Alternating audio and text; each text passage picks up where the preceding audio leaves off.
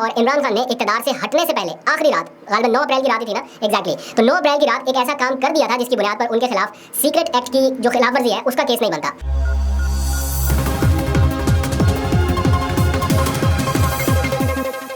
बिस्मिल्लाहिर्रहमानिर्रहीम, अस्सलाम वालेकुम। पाकिस्तान और दुनिया भर में देखने और सुनने वालों को अब्दुल कादिर का सलाम। एक नया दिन है और एक नई कानूनी जंग शुरू हो रही है। आपने देखा कि अब से कुछ देर पहले चेयरमैन पीटीआई इमरान खान के खिलाफ साइफर केस की समाअत अटक जेल में ही हुई है। इस्लामाबाद से जज गए हैं अटक जेल में, वहां पर मुख्तसर से समाअत की और 13 सितंबर तक उनको जुडिशल रिमांड पर जेल में ही भेज दिया गया है दोबारा से। अब इसके बाद क्या कानूनी प्रोसेस है इसके ऊपर मैं कुछ ही देर में आता हूँ। वैसे असूलन तो ये होना चाहिए था कि इस समाअत के लिए इमरान खान साहब को अटक जेल से इस्लामाबाद लाया जाता जुडिशल कॉम्प्लेक्स में और यहाँ पे अदालत के रूबरू उन्हें पेश किया जाता, लेकिन रातों रात अचानक पता चला गुज़िश्ता रात 9 बजे के करीब कि जज साहब खुद अटक जेल जाकर इस केस की समाअत करेंगे। आम हालात में बताया गया है कि ये मामला खतरनाक कैदियों के केस में होता है, अप्लाई किया जाता है ये सारा कुछ, क्योंकि कुछ अमन अमान की सूरत हाल का खदशा रहता है। लेकिन इस केस में भी ये बताया गया कि अगर इमरान खान को अटक से निकाल के यहाँ पर लाते हैं तो सिक्योरिटी के खदशात दरपेश हो सकते हैं, इसलिए ये डिसीजन लिया गया। बहुत सारे लोग कमेंट्स में ये मैं देख रहा था पूछ रहे हैं बार बार कि साइफर की हकीकत को अगर तस्लीम ही नहीं किया गया या हुकूमत के नज़दीक साइफर का वजूद नहीं था या ये झूठ था, तो फिर हुकूमत इमरान खान के खिलाफ कार्रवाई किस बात पर कर रही है, उनकी गिरफ्तारी क्यों हुई और फिर ये सारा मामला यहाँ तक कैसे पहुँच गया। इस सवाल का जवाब मैंने कुछ ही देर में आपको देना है, आपके सामने रखूंगा कुछ तफसीलात और ये भी बताऊंगा कि इस मामले में इमरान खान के वकला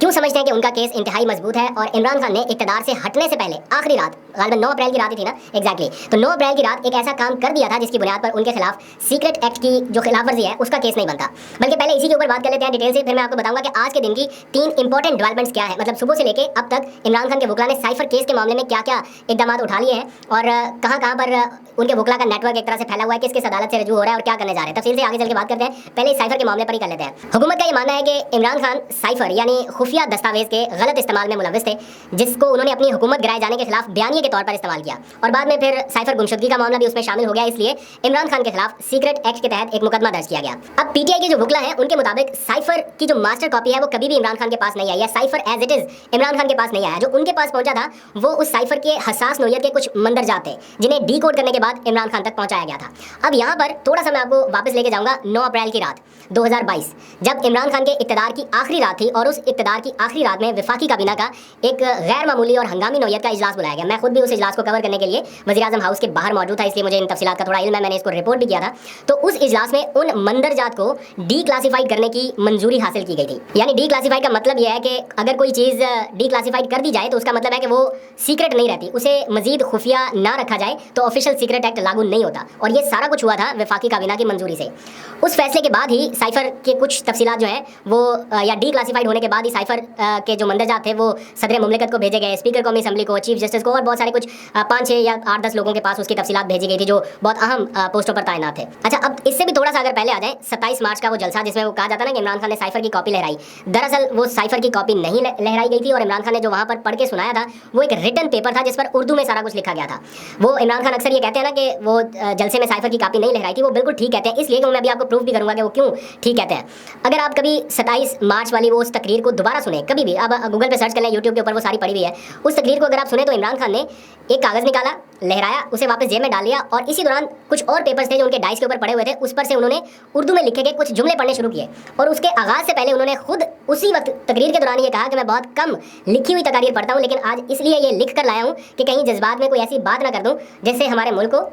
या फॉरेन पॉलिसी को नुकसान हो, इसलिए मैं जिम्मेदारी का मुजाहिरा कर रहा हूँ। ये कोट एंड कोट वर्ड मैं उनके बता रहा हूँ। और फिर उन्होंने कुछ पेपर्स निकाले, 2-3 सफ़ात पर मुश्तमिल वो थे। साइफर तो एक ही पेज पर था ना, लेकिन जहाँ से वो पढ़ रहे थे वो मल्टीपल पेजेस थे जिसमें उर्दू में तहरीर लिखी हुई थी। और उन्होंने कहा, मैं कोट एंड कोट अब फिर आपको उनके लफ्ज़ बता रहा हूँ, उन्होंने कहा कि बड़ा सोच समझकर मैंने एक एक जुमला लिखा है। वो उर्दू ठीक से पढ़ भी नहीं पा रहे थे, लेकिन फिर भी उन्होंने कागज़ पर लिखी तहरीर को जब पढ़ना शुरू किया और कौम को सुनाना शुरू किया तो वो अटक रहे थे बीच बीच में। तो जुल्फ़िकार अली भुट्टो से लेकर उन्होंने कहानी शुरू की और अपनी हुकूमत तक जो बैरूनी मुदाखलत है उसका जिक्र किया। मैं बाकी सारा पार्ट स्किप करता हूँ, मेन हिस्से की तरफ आता है। इमरान खान की तरफ से जो कहा गया यहाँ से कोट एंड कोट, वो कहते हैं कि हमें लिखकर धमकी दी गई है, लेकिन पाकिस्तानियों हम अपने मुल्की मफाद पर कोई समझौता नहीं करेंगे। ये लिखा हुआ वो पढ़ रहे हैं कि मैं आज कौम के सामने पाकिस्तान की आज़ादी का मुकदमा रख रहा हूँ, मैं इल्ज़ामात नहीं लगा रहा, मेरे पास ये ख़त है, ये सबूत है और मैं आज ये सबके सामने कहना चाहता हूँ कि कोई भी अगर शक कर रहा है कि इस ख़त में कुछ ऐसा है जो हकीकत पर मबनी नहीं है तो मैं उसको दावत देता हूँ कि वो आए, मैं इसे ऑफ द रिकॉर्ड यानी ख़त दिखाकर नहीं लेकिन ऑफ द रिकॉर्ड इसकी हकीकत बताऊँगा। मैं अपनी कौम और अपने मीडिया से भी कहता हूँ कि कब तक ऐसे गुजारा करना है, हमें धमकियाँ मिल रही हैं, बैरूनी साजिश की ऐसी बहुत सी बातें हैं जो मुनासिब वक्त पर और बहुत जल्द सामने लाई जाएंगी।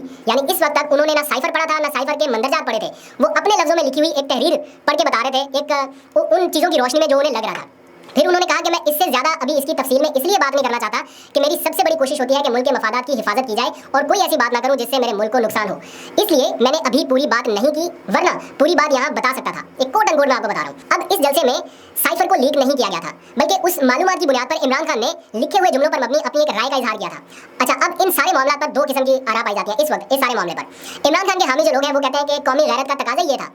कि इमरान खान ने जो किया वो ठीक था और हकायक जो है वो कौम के सामने लाने चाहिए थे, ये कौमी गैरत और हमियत का तकाजा था जो इमरान खान कर गुजरे, ये उनके हामी कहते हैं। दूसरी जानिब जो इमरान खान के इस मौक़िफ़ की हिमायत नहीं करते या मुखालफत करते हैं वो कहते हैं कि इमरान खान ने साजिश के तौर पर ये साइफर का सारा बयानिया बनाया और सीक्रेट एक्ट की खिलाफ वर्जी किया, जिस पर उनके खिलाफ FIA इंक्वायरी कर रहा है। इमरान खान की लीगल टीम के मुताबिक FIA काबीना की कार्रवाई की तहकीकात का मजाज नहीं है, क्योंकि साइफर के मंदरजात को डीक्लासिफाई करने का फैसला काबीना की मंजूरी से किया गया था, यानी ये सीक्रेट अब मजीद नहीं रह सकता। तो जो चीज़ सीक्रेट रह ही नहीं सकती उसके ऊपर कैसी कार्रवाई। और दूसरी तरफ सदर मुमलिकत ने जिस बिल की मंजूरी नहीं दी अभी तक, जिसके ऊपर उन्होंने दस्तखत नहीं किए, उस बिल के तहत एक खसूसी अदालत कैसे कायम हो सकती है, कैसे ट्रायल हो सकता है, कैसे उनकी गिरफ्तारी हो सकती है, ये सारा कुछ एक जो तोशाखाना केस में कुछ नकाइस थे या जो मामला ऐसे थे जिनके ऊपर क्वेश्चन उठ रहे थे, तो इस ट्रायल में भी उसी तरह क्वेश्चन उठ रहे हैं। फिर मजिस्ट्रेट के सामने पेश किए बगैर इमरान खान का जुडिशियल रिमांड कैसे दे दिया गया, ये सबसे बड़ा क्वेश्चन है इस वक्त का। तो इन सारे मामलों पर आज कुछ नई कानूनी पेशरफ्त हुई है, कुछ नई कानूनी कोशिशें हुई हैं। आज बल्कि 3 अहम डेवलपमेंट हुई है। पहली ये कि इमरान खान का एक बार फिर 13 सितंबर तक जुडिशियल रिमांड दे दिया गया है। तो जब कोई जुडिशियल रिमांड में चला जाए तो उसके बाद उसकी जमानत के लिए रजू किया जा सकता है। जब तक फिजिकल रिमांड में रहे तब तक जमानत नहीं हो सकती, जब जुडिशियल रिमांड में चला जाए तो जमानत हो सकती है। तो इसलिए आज उनके वकील ने जमानत की बाज़ाब्ता दरखास्त दायर कर दी है और अदालत ने जो मुतल्लिका फरीका है उनको 2 सितंबर को नोटिस जारी कर दिया, यानी 2 सितंबर तक उनसे जवाब तलब कर लिया और इसकी मजीद समाअत भी 2 सितंबर यानी लगभग हफ्ते के रोज होगी। फिर इमरान खान की लीगल टीम ने चेयरमैन PTI के खिलाफ जेल में होने वाला जो ट्रायल है इसको भी अदालत में चैलेंज कर दिया है और कहा है कि वजारत कानून का जो नोटिफिकेशन है जिसके तहत ये अदालत उधर जेल में ट्रायल कर रही है ये गैर कानूनी कानून है, इसलिए इसका जो वो नोटिफिकेशन है ये वापस लिया जाए। फिर यही मामला इस्लामाबाद हाई कोर्ट में भी चैलेंज कर दिया गया है। साइफर केस की समाअत अटक जेल में करने के मामले को शेर अफजल मरवत ने इस्लामाबाद हाई कोर्ट में एक दरखास्त के जरिए चैलेंज किया, जिसमें सेक्रेटरी कानून, सेक्रेटरी दाखिला, chief commissioner, IG, DG FIA और जो मुतल्लिका अफराद है सुप्रीटेंडेंट अटक जेल है उनको फरीक बनाया गया है और उनसे ये कहा जा रहा है कि जनाब ये सारी जो कार्रवाई है इस वक्त ये गैर कानूनी है और इसका मजीद ट्रायल या मजीद समाअत नहीं हो सकती। तो अब देखते हैं इस्लामाबाद हाई कोर्ट कब इसकी समाअत करता है या जो नीचे वाली कोर्ट है वो कब तक इमरान खान साहब की जमानत को मंजूर करती है। अभी 14 सितंबर तक तो रिमांड है, मंजूर करना हो तो वो कर सकती है, उनकी सवाल भी है, लेकिन थोड़े से जो हालात है वो थोड़े मुख्तलिफ है, इसलिए इसके ऊपर बड़ी नजर रखना होगी। सिचुएशन यही है कि एक हल्का जो है वो ये कह रहा है कि जनाब ये साजिश जो हुई है ये इमरान खान साहब ने की है इस सीक्रेट एक्ट की खिलाफवर्जी करते हुए। दूसरा हल्का वो कह रहा है कि नहीं इमरान खान ने साजिश की नहीं है बल्कि साजिश को बेनकाब किया है। तो अब इसका फैसला कैसे होगा, एक इंडिपेंडेंट जुडिशियल इंक्वायरी अगर हो तो उसमें ये चीजें सामने आ सकती है। लेट्स सी, देखते हैं, आपको अपडेट करते रहेंगे। अभी तक लेते हैं अपना बहुत